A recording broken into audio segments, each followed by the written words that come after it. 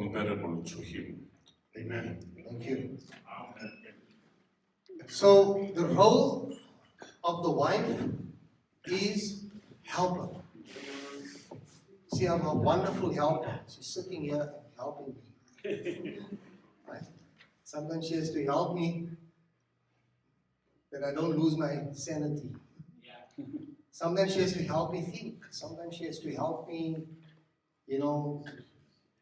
think through things and so that we can take the best possible route that is needed. And sometimes as husbands, we need our wives to help us think. Because I shared it the last time. The husbands, as husbands, we the visionaries, and my father-in-law used to explain it this way. He says the husbands are like the brides on a car. The brides throw far. All you see is the vision. You want to accomplish this. We must go there. We must do this. Right? And when you have the brides on, your focus is there. But the wives are the dims on the car. Right? They're the ones who will help you see the potholes. They're the ones that will help you see there's a speed bump. Honey, yeah, I see you want to go there. But have you thought about this? And you must watch that. And what about this? And you're like, I didn't think about that. See, that's why we need our wives to help us. Not only help us raise children, and those things are good and needed, and help us start a family. Not only help us, to have extra income in the house. Not only that, but we need our wives to help us think. How many of us know that Eve was a brilliant woman? She was an intellectual woman. God made a helpmeet. The Bible says, God made a helper comparable to him. Adam was brilliant. When Adam was created, he was created in a God class. God with a small g. Adam was so brilliant. When he looked at an animal, he said, okay, you're a giraffe. He looked at that and he named all the animals. Right? Adam was brilliant. And so was Eve. Because she was created comparable and compatible with him. Right? So never underestimate the value that your wife can bring in helping you think through certain things. Right? Our wives sometimes need to help us think. And don't be a know-it-all. Right? Some of us are so smart, we know it alls. But here's the deal, you don't know what you don't know. Until you know that, hey, I don't know this thing. But she may know. She may know. And that's why God has placed them alongside of us as husbands. So that they can help us. Not only do stuff, but think through things. Right? So God allowed Adam to have a helper that's comparable to him, and the wife is to help accomplish the dream of the husband. Right? The wife is to help accomplish the dream. As I said, we men are dreamers. We have vision, we're the brides, but the wife is to help accomplish the dream. Watch the potholes. Watch, you too close to this car. Brakes, don't go so close. And so they help us. The wife is to be compatible or a counterpart or the opposite. Right? I'm left-handed, she's right-handed. What I can't do with my left hand, she helps me do with my right hand. My weaknesses are her strengths and vice versa. And so we don't compete with each other, we complete each other. Our wives are there to complete us. Because nobody knows everything about everything. Right? And that's why you need a helper alongside of you. The husband is to determine the help he needs. Some wives know that they are the helper, that's their role. But the mistake that wives often make is that they want to decide what they want to help with and what they don't want to help with. That's unbiblical. Dare I even say ungodly? Because the husband determines the help he needs. Right? You don't determine and decide the help you want to give. Because God has assigned you as the helper. Don't try and help your husband with things that he can do for himself. Sometimes that's a mistake we want to make. Right? He needs you to help him do stuff that he probably can do himself, but may not have the capacity or time or the resources to do, but you may have it. Okay? So, this morning a good example, because we're busy with the conference, I fell a bit behind in my preparation for this morning. In terms of, not in terms of the content, but in terms of I was hoping to have a PowerPoint presentation and all of those things. And then while I was driving, guess what? My helper just completed my notes for me. Right? Because I can't drive and type at the same time. And that's why my helper's alongside of me, helping me still do what I need to do. You see that? So I can do it myself, but I can't do it right now. Yeah. So she's an extension of who I am. She's compatible to me. And so the husband must define the help he needs. Some wives don't have a problem. They want to help their husbands, but they say, no, you know what? I don't like doing that. I don't want to do it. We had that struggle early in our marriage. Because one of the things I needed help with was, one of my redemptive giftings is administration. So I'm an administrator. Things must be in order. Things must be in files. Because when you're going to look for that Edgar's account on that day, when they tell you you owe them money, then I need to know where to find the Edgar statements to prove that I have paid you guys. But that's one of her redemptive giftings. And admin is one of the least things she likes to do. So she said to me, no, I'll help you, I'll give you children, I'll do this. But admin, I don't want to do it. And we used to fight and argue about it all the time. But I need you to do this. And eventually, I had to learn that I got to draw from her strengths. Draw from her strengths. But the point I'm making is that we had to grow. The help I needed at that time was not the help she wanted to give me. Right? And it can cause a lot of frustration and pain in your marriage when you don't help in the area where you are needed to help. Now, some husbands, let me say this also, your wife's rand rate in the corporate is an X amount. But sometimes we want to, or we expect or ask them to help us in areas where it devalues their rand rate, their market value, if I can put it that way. So some men or some women are just happy to help with the house chores. But you have capacity. You're a powerhouse in the boardroom because your value in the marketplace is there. And if my wife is just good enough to make sure that I have clean clothes and food to eat and the house is clean, for me, I would have devalued her value and her worth because it's much more valuable than that. And so that's why she helps me to bring income into the home. It's my primary responsibility. I've got to provide for my family, and she helps me provide for the family because when she goes out into the marketplace, she brings a market value to the home. Understand what I'm saying? Yes. So understand that, And by no means am I diminishing the value of a home executive. Because you must know that's hard work. That's a lot of hard work. That's like all of the functions of corporate rolled into one role.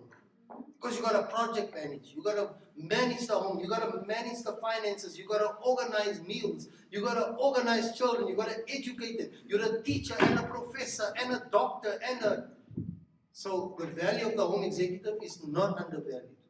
And if that's the help we need, maybe some men earn mega bucks. 200,000 rand a month is loose change for them, And if your wife can stay at home and be a home executive and she chooses to do that, why not? I hope and pray we get to that place. We can just take 200,000 out of the tiki pocket and my wife can stay at home. She would love that, I know. and so that she can shop till she drops. Right? So the wife has got to, the husband determines the help he needs. Always go to him, ask him now. Just say to him, honey, you may never have called him honey. Come on, wives, call him honey. Say honey. Someone like, look him in the eyes. Come on, be romantic. Let's just do some practical. Some people are, brother, I don't know, Leonard, are you shy? Yeah, but you're not even looking at your wife so that she can look into your navy blue eyes and say, honey, in a most sexy words. She wants to do it, but Leonard is looking through the window there. He's like, oh, I'm shy. Just look at him in the eye and say, honey, how do you want me to help you? What help do you need? You may not answer the question, you may not answer it here. That's a conversation for tonight, around the dinner table. Let him tell you how he needs you to help him. The husband determines the help he needs. Amen? The husband determines that. Okay? You've got to help him in a way that he needs and receives help. Right. The next we're going to look at is the responsibility of the wife. The responsibility of the wife. Foundational scriptures there are found in Colossians 3 verse 18 and Ephesians chapter 5 verse 22 to 24. Can somebody read Colossians 3 verse 18 for us? And can someone else please find Ephesians 5 verse 22 to 24? Colossians, anybody got Colossians? What's there? Quickly. And Ephesians 5, if somebody else can find Ephesians 5 for us. Verse 22 to 24. Yes. So just on helper, I just want to say something. And in fact, this is something that the Lord, I believe the Holy Spirit just downloaded into my spirit when it comes to being a helper. Do you know that it's a privilege for as a wife to be called a helper? Because in Genesis, which was God's original intent for being for marriage, right? That's where we see. He said, I will make a helper that's going to be comparable to you. All right? Sorry.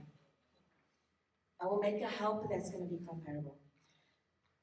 But remember also, Pentecost is the gift of the Holy Spirit that's been given. And what did Jesus say to his disciples?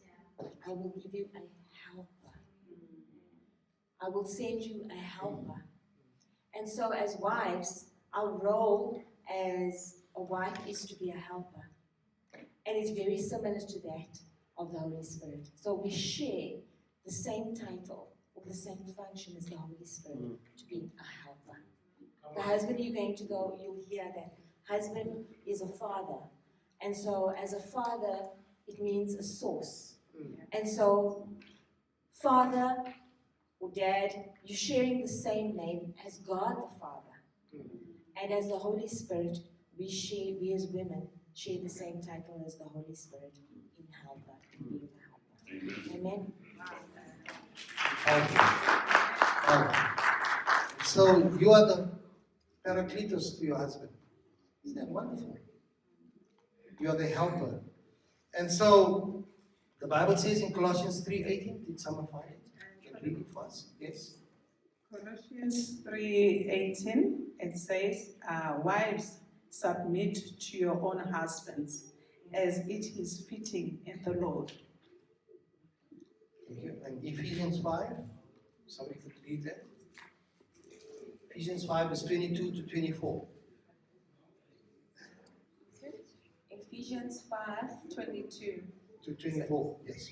Wives, submit to your own husbands as to the Lord.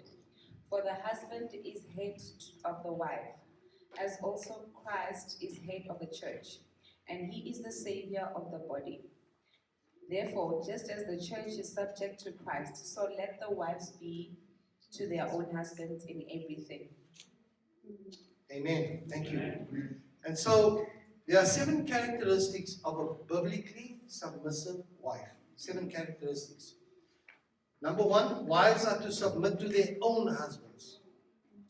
You are not required to submit to all men. Right? To other men. The day you say, I do,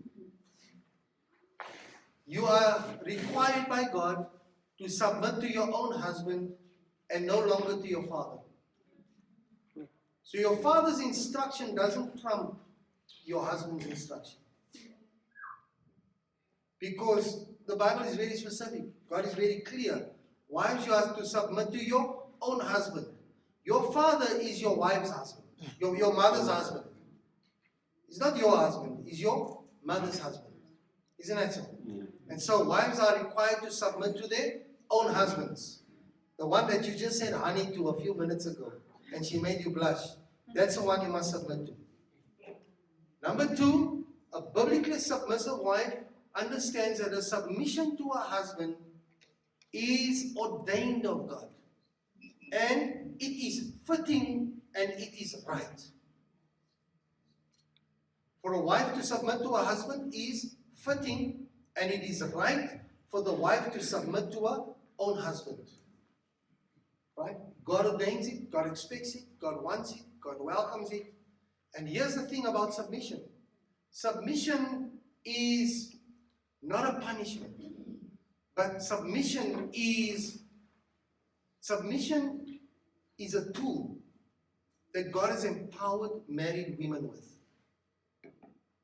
Submission is godly femininity in its true form. I'll tell you, any man will tell you, a submissive wife is the most sexy thing you can find. Amen. What a man, have you heard the men say amen? Can I get one amen from Amen. Good. Preach it, Pastor. But one thing a man doesn't like, that a man doesn't find attractive, is a woman that wants to roll him all the time. And wants to challenge everything. That doesn't mean that you don't have a voice. That doesn't mean that you don't have an opinion. It doesn't mean that you don't have input. You get some wives, they just want to challenge everything for the sake of challenging it. And here's the thing. You see what submission is? Wives will never need to submit if they can just agree. Submission is only tested or needed when we can't agree. And so the pursuit should be agreement. The pursuit should be oneness, should be unity, should be agreement. Right? The children need to attend a certain school. All factors taken into an account. As an example, we looked at the budget, we looked at the logistics, they need to be dropped off at school, fetched from school, blah, blah, blah. The one does sports, the other one is academically inclined, and we need to make a decision.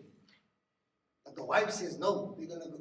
This daughter of mine must go to St. Catherine's Girls' School. And the husband is saying, no, but let's look at it logically.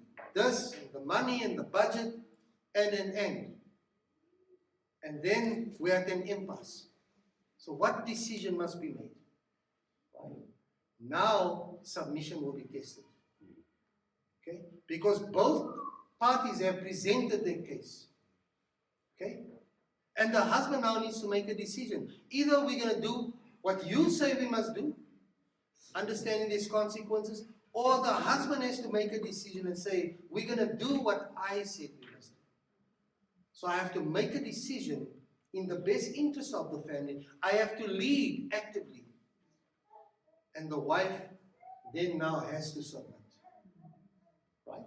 Not because he's more smart or because Because the Bible says we are all one before Christ. There's neither Jew nor Greek, male nor female, but all are one before the Lord in Christ Jesus. And so it doesn't diminish the value of we are equal in person, but we are different in roles and responsibilities. Right? So you understand your role, you understand your responsibility, and as the leader, you don't say, my wife, make the decision, whatever. Because she can make the decision, whatever. But guess who God will still hold accountable? Because when sin entered the garden, he didn't say, Eve, where art thou? He said, Adam, where are you? He's still going to hold you accountable, and that's why you have to make the decision. And then at that point, even though you don't agree, you are required by God to submit and support the decision before God. Submission is all about your husband, but it's got nothing to do with your husband. Can I qualify that? It's all about your husband, wives, but it's got nothing to do with your husband, because it's got everything to do with you and your relationship with Christ. Because Christ demands you to submit.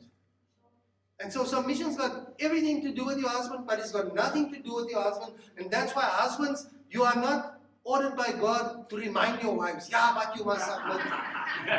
No, it's got nothing to do with you. But you see, you must submit. No. It's got everything to do with you, but it's got nothing to do with you. Because it's her conversation with him. And his conversation with her. And your submission is directly related and indicative of where you are in your relationship with him. Because you submit as an act of honor unto him. And as a wife, you now imitate or emulate the relationship that the church has with God. That's why scripture says, husbands, love your wives as Christ loved the church and gave his life for it. Wives, submit to your own husbands as an act of reverence unto God. So, it goes further to say, even if some disobey the word, even if your husband is wayward, he's backslidden, God says you submit to him not because, but despite. Because that's a question we often get asked in counseling. But now, what if he's out of the way and then you submit. And the reason why you do that is so that you may win him over by means of your conduct. That's what God requires. And so, the wife is supposed to submit to her husband with joy, as the church of Ephesians does to Christ. Because the joy of the Lord is our strength. Right?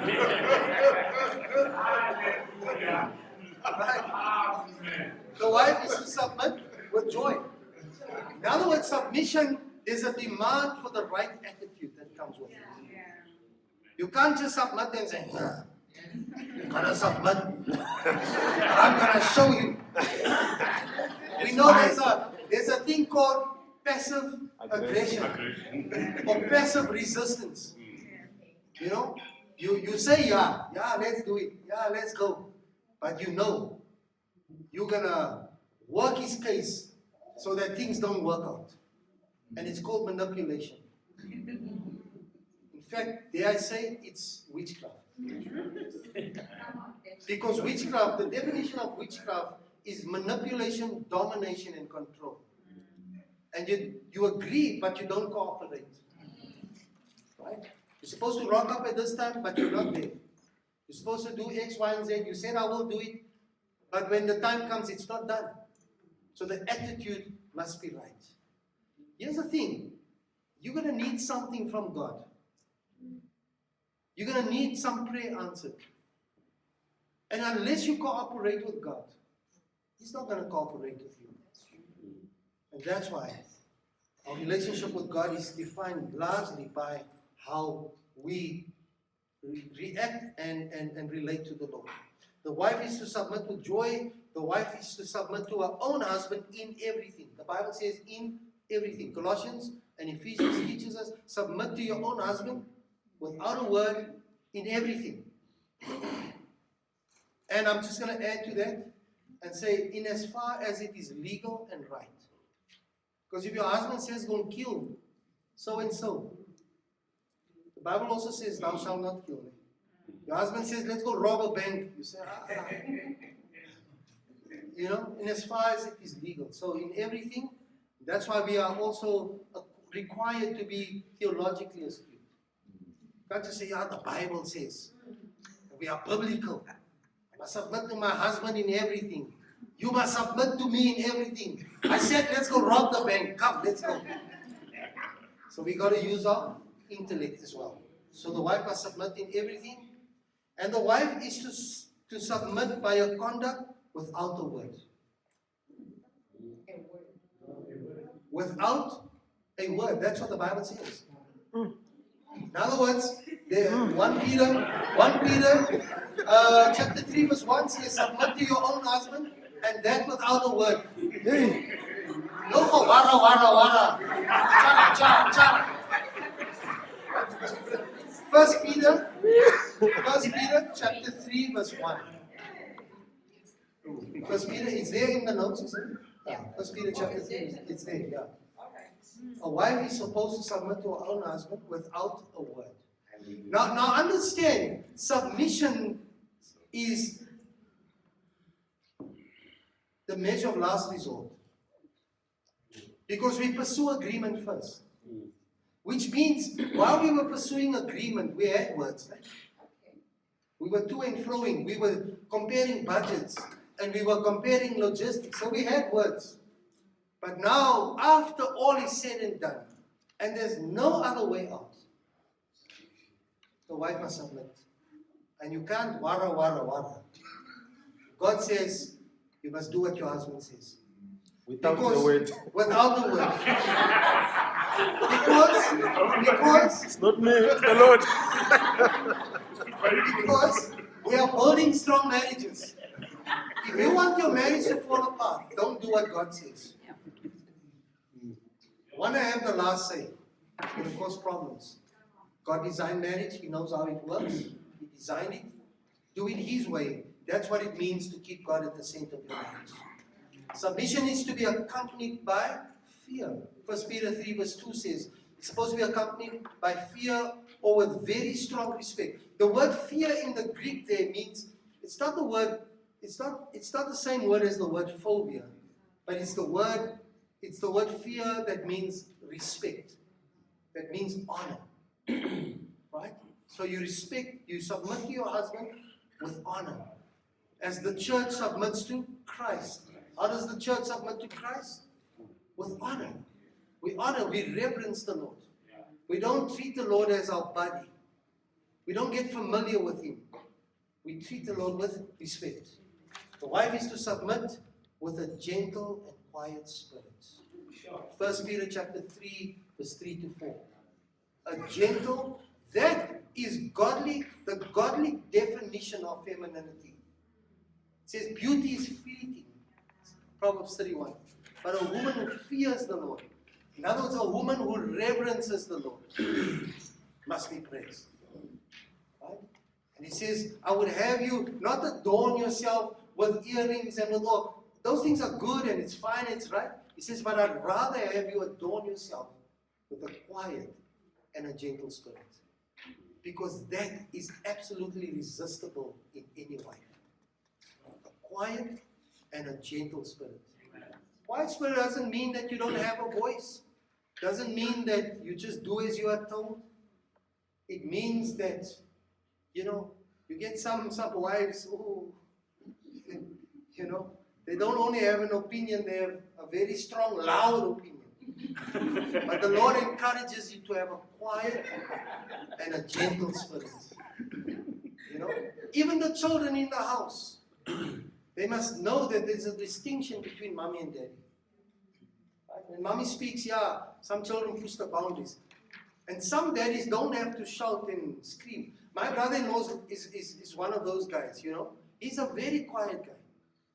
But when he speaks, his children, 2 children, they adults now even, when he speaks, he says, guys, just that one word. They stand to attention because the lioness, oh, just said, guys. And they know they must back down. That's my wife. And they must do as their mother's telling them to do. That guys just means so many things, right? Because he has spoken. And they understand the distinction. Now my sister, look, the mouth. And she can shout the child. And he says that, Lavi, my brother-in-law, Lavi, believe that you. But there comes that day when he doesn't have to stand up, just sitting in his couch, he just says to them, guys, and they know, hey, we must now do what this auntie says we must do. Get on with it, right? Because there's a distinction between the two voices, right? We're now going to look at the role of the husband.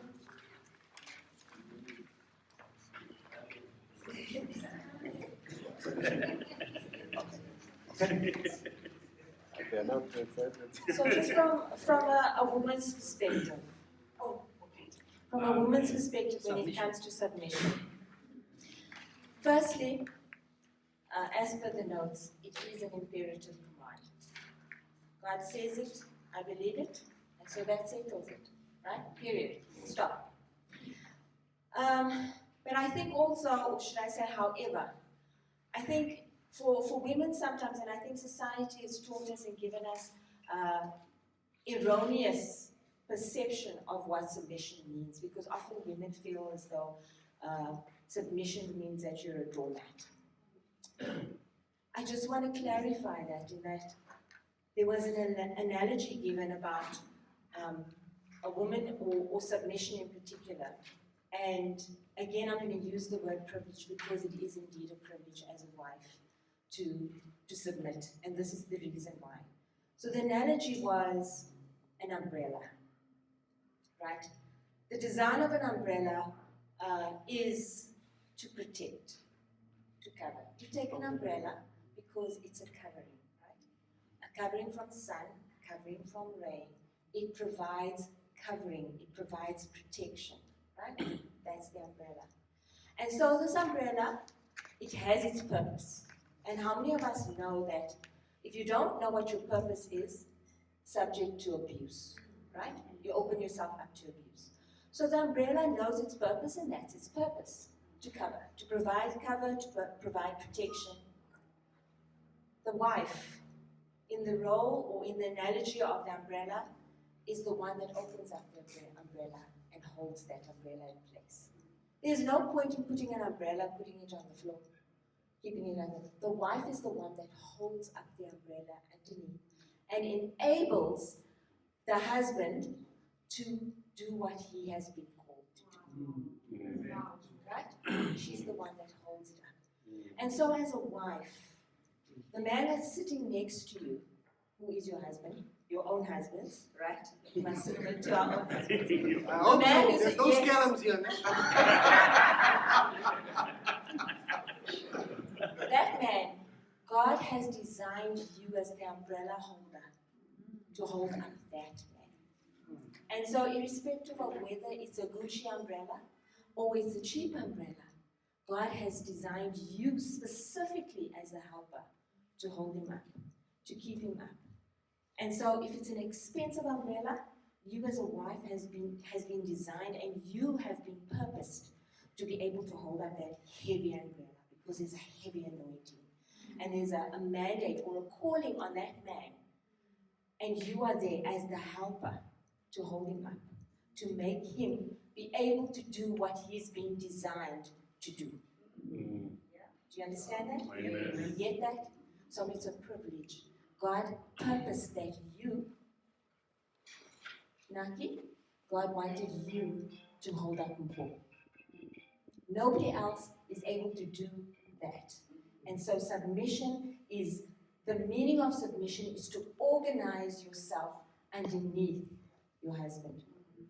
So that just means you move your things around so that you can make sure that he is able to do what he needs to do, because in him covering you and in protecting you, he's able to do what he can do and what he's been called to do easily.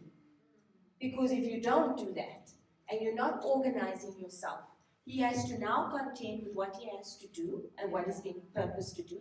And at the same time, he also needs to deal with a nagging wife, or a wife who's not organized, or a wife who's busy doing her own thing. So instead of being an umbrella and a protection, let's use the analogy of the house. And he's covering the house and making sure that everything works inside the house. He now also needs to go and fetch you there because you decided to go out on a girls' night out, or whatever the case may be. And now things are in disarray. You haven't agreed on it. So our role as the wives and to submit is to make sure that we organize ourselves in a way that's going to help him do what he needs to do, because we have been designed to be his helper and to submit under his leadership so that he can be the best version of what God has designed for him and purposed for him. Beautiful. Did I tell you guys that's my way? Just in case you missed it. And so you make the choice to organize yourself under. Make that choice. It's for your benefit. When you are under, he's over to protect, to shade you, to cover you, so that you can enjoy the benefit of that protection. The role of the husband is to be the leader. Amen. We find this in Genesis 2, verse 15, Genesis 18, Genesis 3, verse 16, and Ephesians 5. Those are the reference scriptures there. That being said, often we find husbands not leading.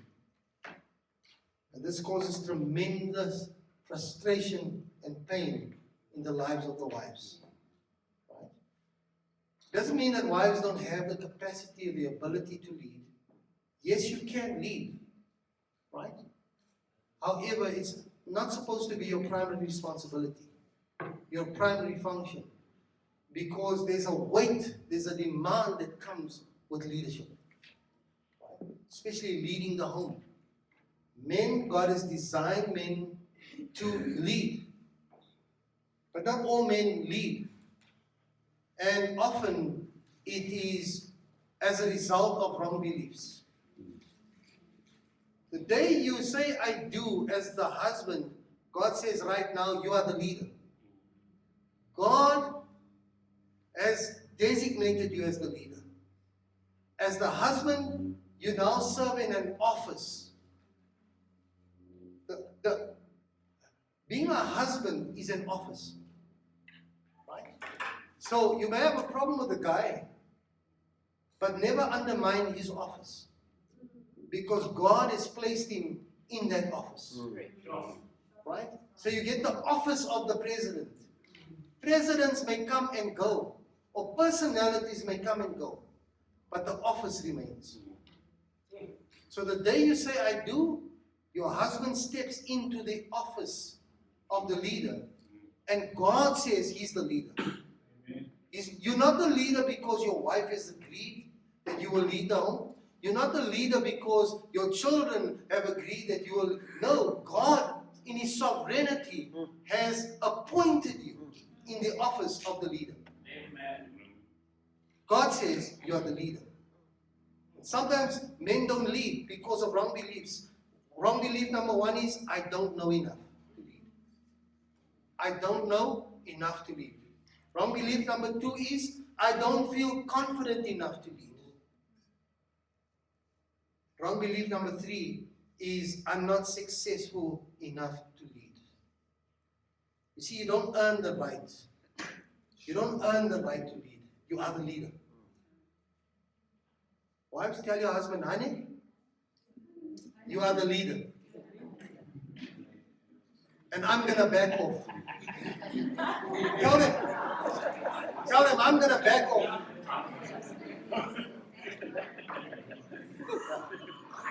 And I'm going to allow you to lead.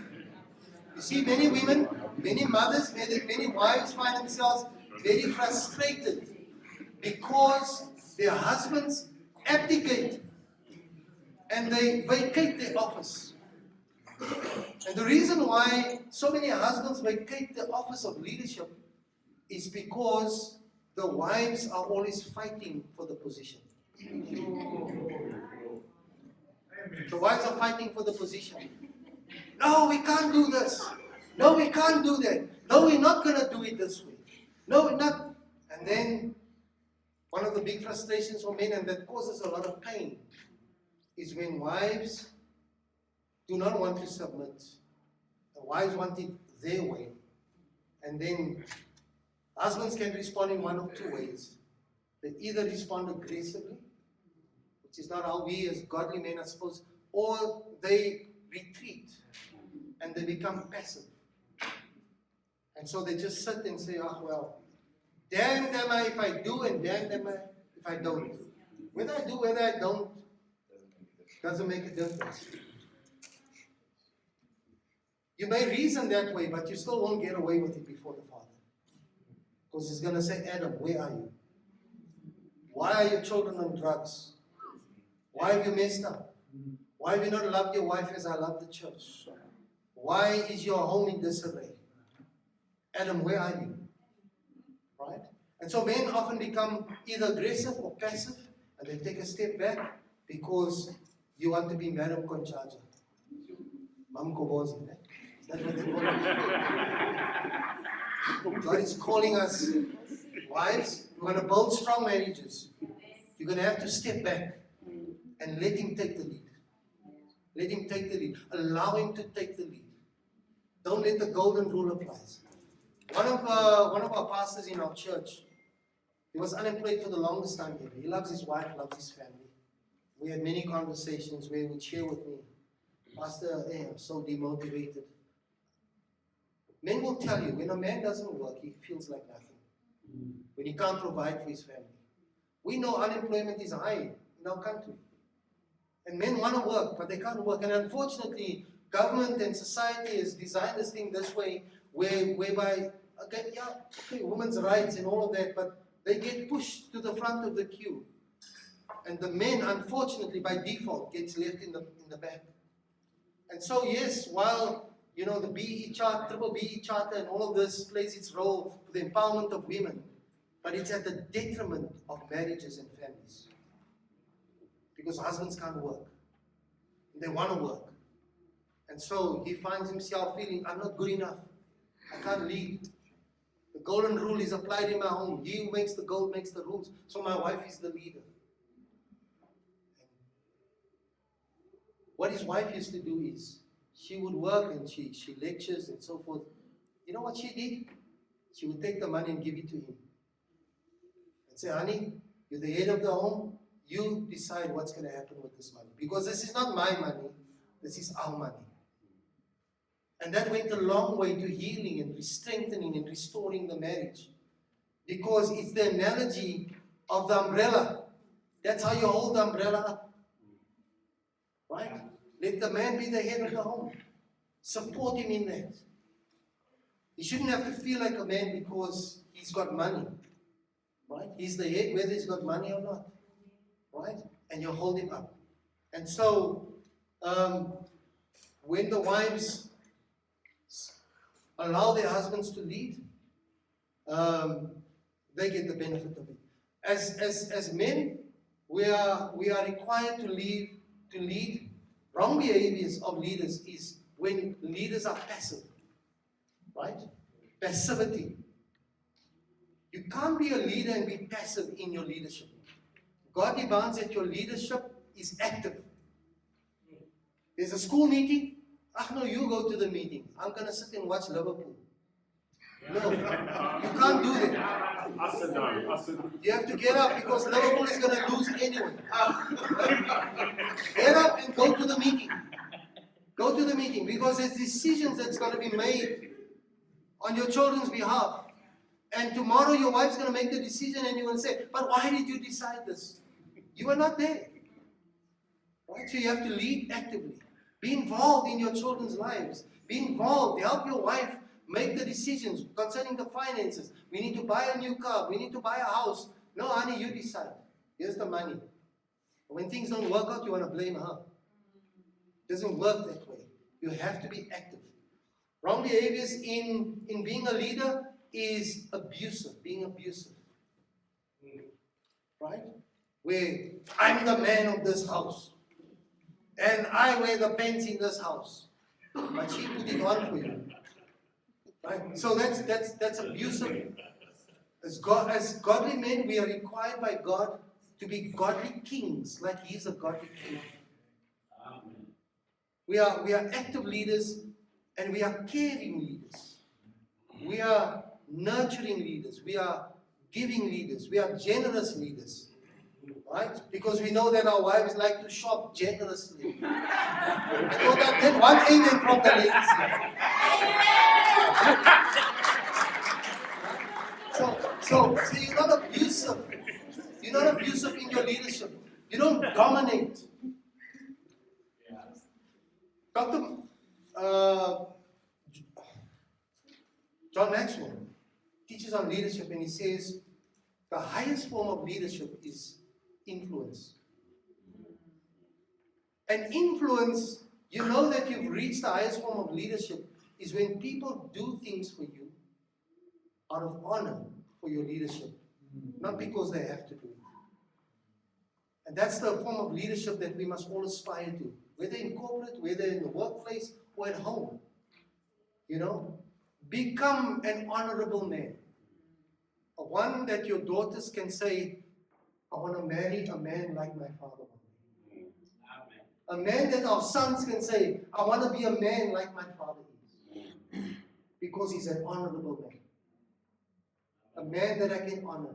And when we invest in becoming honorable, people will do things for us, not because they have to, but they want to do it out of honor.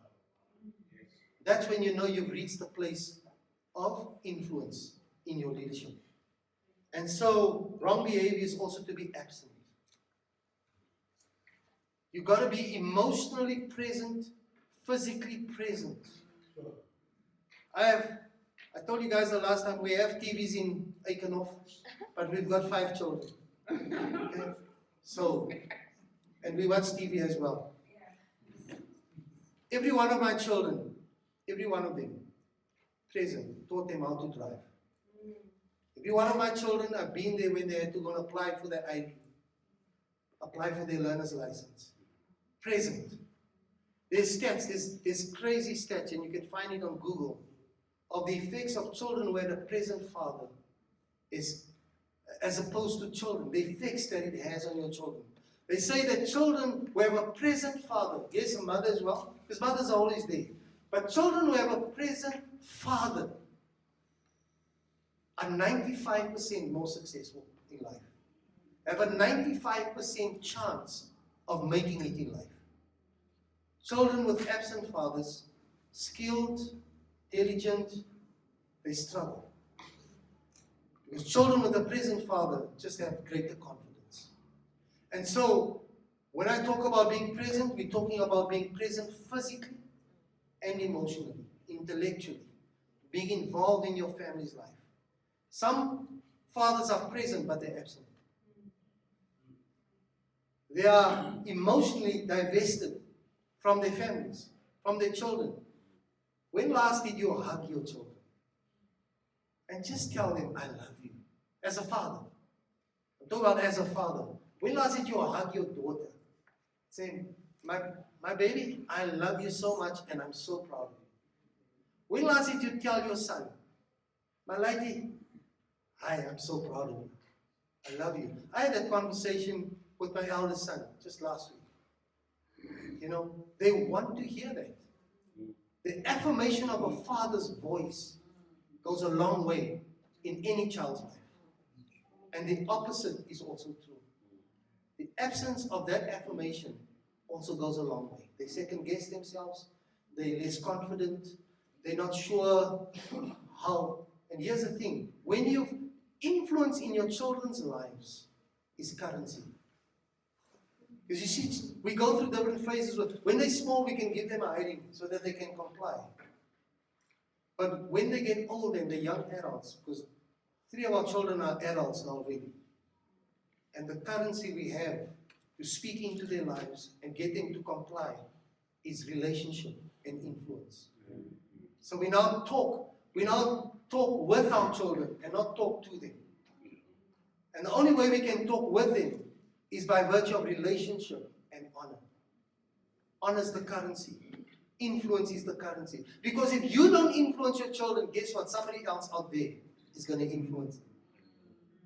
Right? So build relationship with your children and make sure that you are present and not absent as a leader.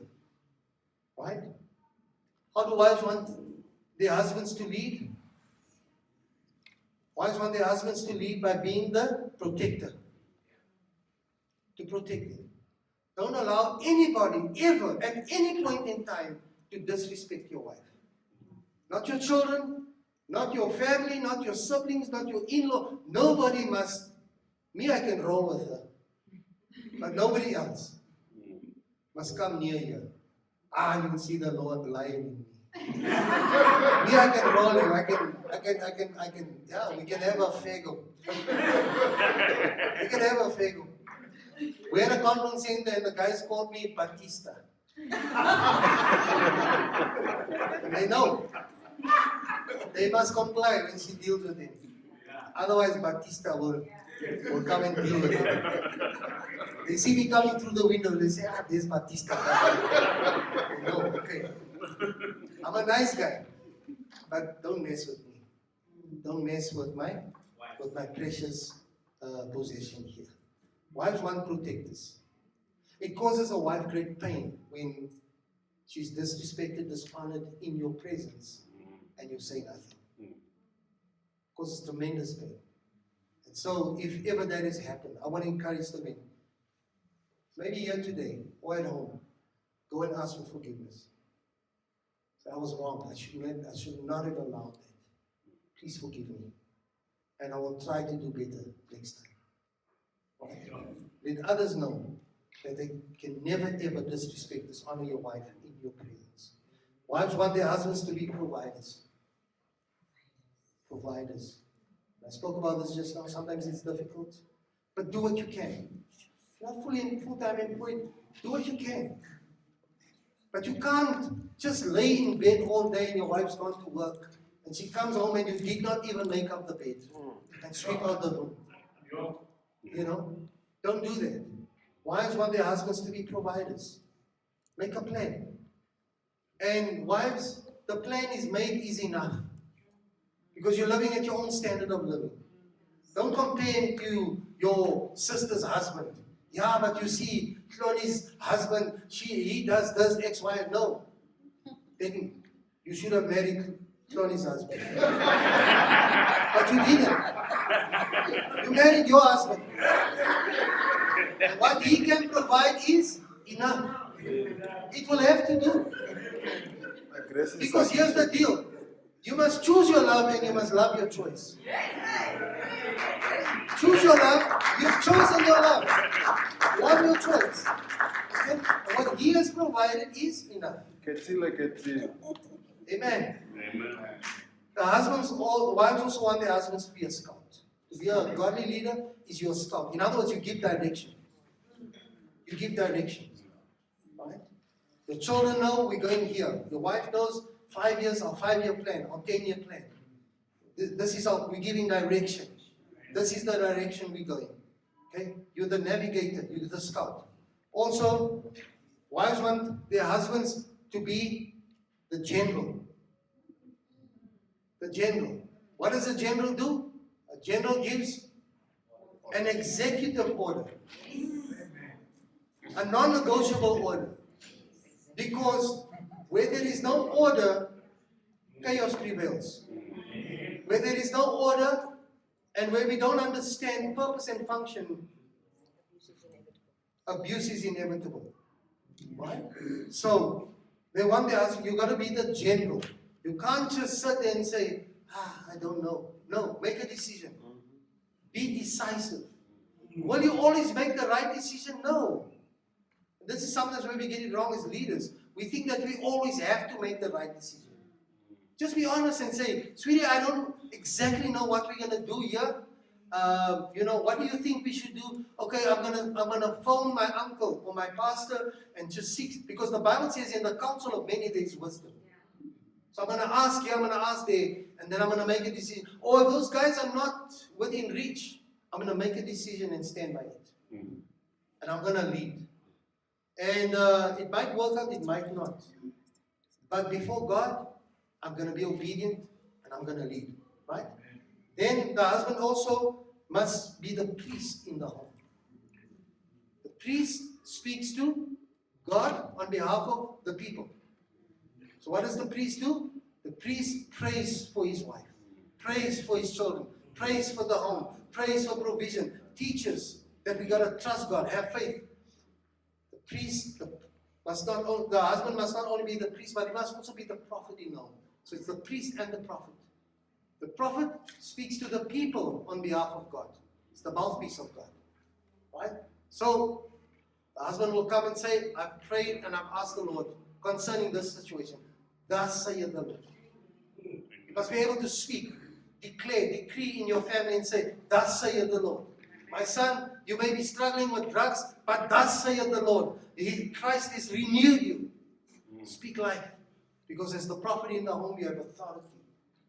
As the leader in the home, you have godly, delegated authority. You're the priest and the prophet. You're also the physician. You're the physician. When your wife is sick, tell her, honey, rest, you relax. What can I do for you? I'll cook today. I'll order in Nando's or whatever. But I'm the physician. I'm going to bring healing to you. Right? I'm not going to place more demands. Why is the food not cooked? You're laying here in this bed all day. Now look at what the house looks like. No. You are an unfair leader. You're a harsh leader when you do that. The Bible says when the husbands are harsh with their wives, God doesn't answer their prayers. The word says that. Some men pray. They fast and pray. Dololo. Heaven is closed on you and you can't understand why. God is saying today, go back and repent. Be kind to your wife. He says we must deal with our wives as the weaker vessels. Not weaker as in spiritually, mentally, but simply because physically we're stronger than them. Because of testosterone. We have more testosterone than them. Right? But we got to deal with them with understanding. Not abuse them. If you abuse your wife, God is not, I'm telling you today, because the Bible says it, it's not my opinion, He says He will not listen to your prayers. Pray all you want to. You can be an intercessor. Do what you want to, but God says He will not listen to your prayers. If you've been abusive in any way towards your wife, not treated her with kindness, I encourage you today, go home. Have that conversation and repent and say, I take responsibility for my behavior. I should not have spoken that way. Should not have done this. Please forgive me. Seek for forgiveness. And may the Lord bring healing and restoration. Amen. Amen. Then God wants us as men to be leaders as a king in the house. In other words, you must rule your house. The Bible says that a man cannot rule the church unless he's ruled his own house well first. Because the home is the platform from which we do ministry. Come on. If I don't get it right at home, I cannot stand in front. If we can't get it right at home, I got no right to stand here. Got no right to be the servant, the head servant of the ministry that we lead. You know, I got no right to be there. Because I got to rule as a king, my own home. Well, first, before I can rule in the kingdom of God. Amen.